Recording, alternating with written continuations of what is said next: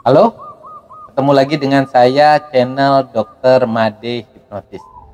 Jangan lupa untuk subscribe yang di YouTube dan kasih like ya yang ada di TikTok. Nah, dokter kali ini membahas soal anxiety atau cemas. Teman-teman, banyak di antara kita yang mengalami kondisi yang disebut dengan cemas, rasa takut, atau rasa khawatir.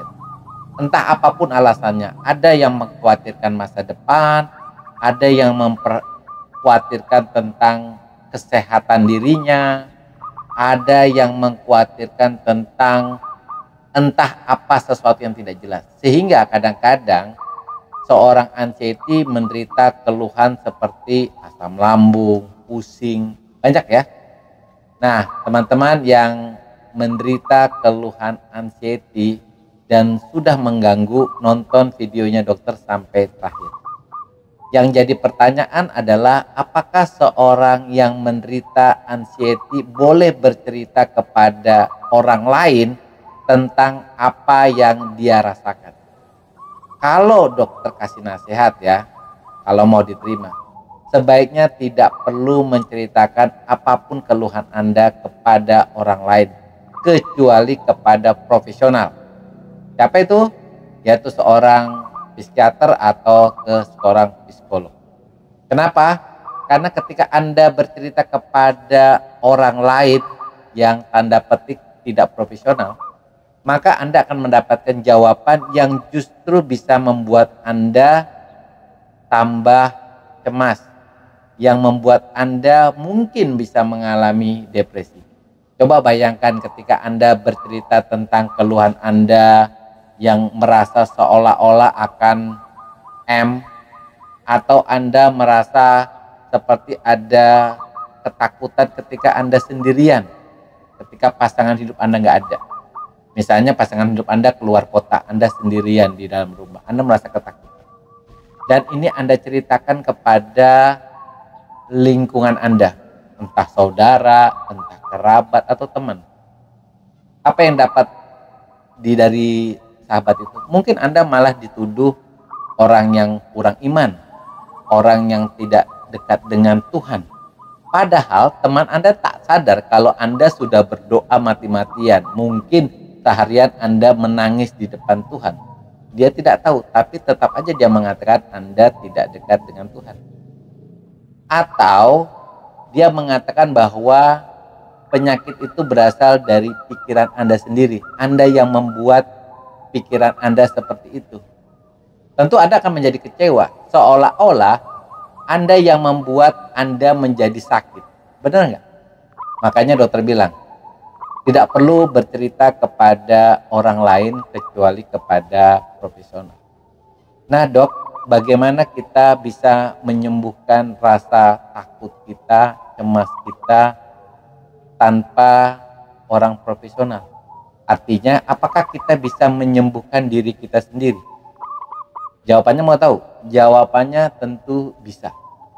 Tetapi itu dengan kesadaran. Maksudnya dokter begini. Anda tahu enggak kalau yang namanya anxiety atau cemas atau rasa takut itu sebenarnya adalah ilusi saja.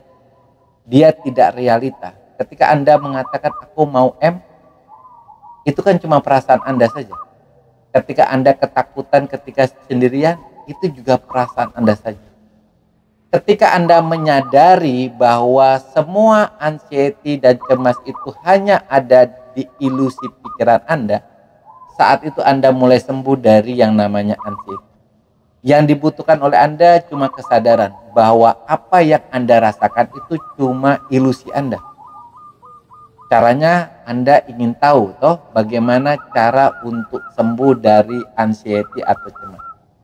Pertama, Anda daftarkan dulu apa yang Anda takuti. Misalnya, saya takut tidur karena saya takut Saya takut ditinggal sendirian karena saya takut tiba-tiba ada perampok yang datang.